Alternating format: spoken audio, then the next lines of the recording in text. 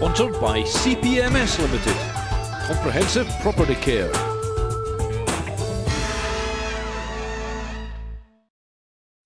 This afternoon we're at picturesque Lochshore, home of Garnock Rugby Club, for the Scottish Hydroelectric National 1 clash between Garnock and Falkirk. Both sides are promoted already to Premier 3. Garnock are 5 points behind Falkirk. Falkirk are a game ahead of Garnock. Forget the fact that they've both got games to play.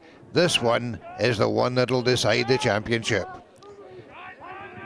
Early on, Garnock were piling on the pressure. Ball worked out there to Chrissy Neal. Neal almost getting through, tackled there by a pretty desperate Falkirk defence. But Garnock getting there in numbers. And Paul McCrory out to Kurt Jacobson, and the sweetest of drop goals after 5 minutes. Taking Jacobson another 3 points on his way to his second 1,000 points for Garnock. Falkirk, renowned for their hefty pack, driving deep into the Garnock defence. Ball out to Mark McKenzie, and after 10 minutes he replied in kind, popping over that drop goal to level the scores. David Edge taking on the Garnock defence. The ball coming back on the Falkirk side. Fullback Cameron Drake trying to make the dent, taken out there by Stuart Wilson. That time it's Bob Wiley is the man who made the hard yards. This time he was taken out by Alan Brockett, but as the Garnock defence started to get a wee bit stretched, Roddy Denham taking the ball to ground, and Garnock offending, not getting out of the way. Thank you very much, said Mark McKenzie, banging over a 38-metre penalty right on the half-hour mark to take Falkirk into a 6 points to 3 lead. The next score was going to be very, very important, and exploiting a lot of territorial advantage. It certainly looked like Falkirk would be the team to do it, and terrific drive there. Kirk Asham pounding away at the back. And was it a try? You bet it was, says the referee. You can tell Falkirk arms raised aloft, and the man coming up with the ball, none other than skipper Bob Wiley for that try, almost on the stroke of half-time. Mark McKenzie was just wide with the conversion, but that was a crucial score for Falkirk, taking them into half-time 11 points to 3 ahead, meaning Garnock had to score twice if they were going to regain the lead. Sponsored by CPMS Limited, Comprehensive Property Care.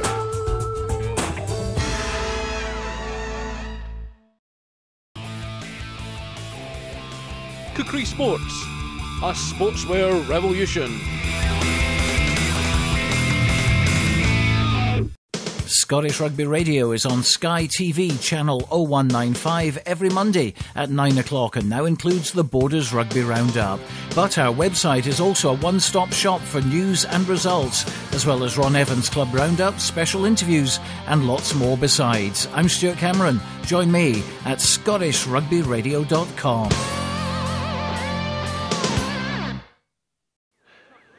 There's never been much to choose between these two sides. In fact, Falkirk won the Shield final last year by only 1 point against Garnock. But if they were going to get back into the game, Garnock knew they were going to have to do something special. Michael Jimison there, trying to make the dent, getting the support from the big men, Ryan O'Neill and Alan Brockett, winning the penalty. And Kurt Jacobson, 9 minutes into the second half, no problem with that one, to bring it back to 6 points to 11. And Garnock back in the game. Messy restart take there by Falkirk, but well tidied up by Bob Wiley, and real momentum coming there from fullback Cameron Drake. Piling in there. Yep, penalty. Playing it back with the hands. No, not for you, Sunshine. Fraser Thompson getting a wee bit over enthusiastic, but Mark McKenzie, no problem to restore that 8 point lead after 59 minutes. Going into the final quarter, Garnock knew they were going to have to pull something out of the bag if they were going to get something from the game. And, well, the big men piling in there up on the Falkirk line. Looking for that ball. Slow, though, very, very slow.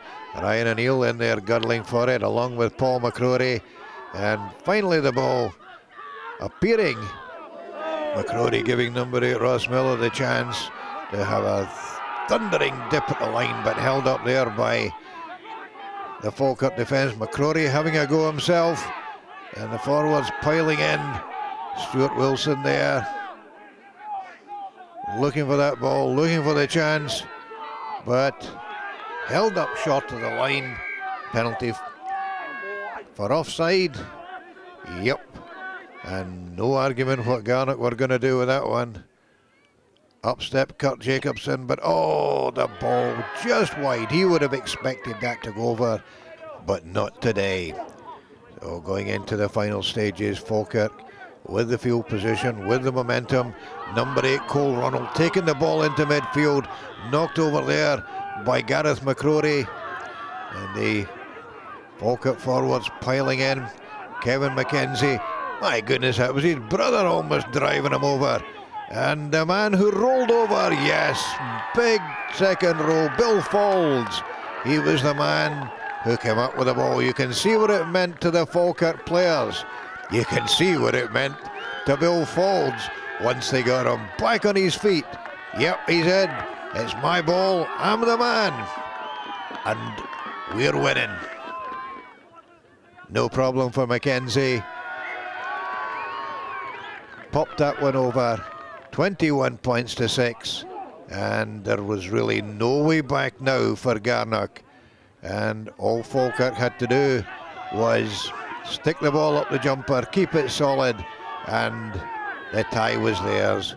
One final wee shimmy by Mark McKenzie, decided to hold on to the ball, make it safe, but then whipped out to the right wing, and who was lurking there but the man himself, skipper Bob Wiley. Was it going to be second try? No, but there was Callum McCaskill in support. There was an awful guddle on the line, but at the end of the day, try to Falkirk. And, well, substitute Callum McCaskill will not have to put his hand in his pocket for a pint tonight, that's for certain. After they'd finished hugging him, up stepped McKenzie, rubbed salt in the wound with a terrific conversion from wide out. And it only left time for Garnock to restart the game. For Falkirk to collect the ball, make it safe. And Andy Cameron asking the referee, what happens now? Final play, he said, that'll suit me. Bangs it into touch. Final whistle, and Falkirk arms raised aloft. Forget the fact that both sides have got games to go. This one was for the championship, and that championship looks like ending up at Sunnyside. 12 months ago we came down here and we were beat, I think I remember, 9-0. We've played them 5 times in the last 2 seasons, and every game's been very difficult like today. The scoreline probably flatters us, to be fair. You know, a lot of talk is about our team, the McKenzie brothers, people like myself who've been up higher up the leagues, but the game today was built on your Davy Edge or Callum McCaskills or unsung heroes that really got that win for us today.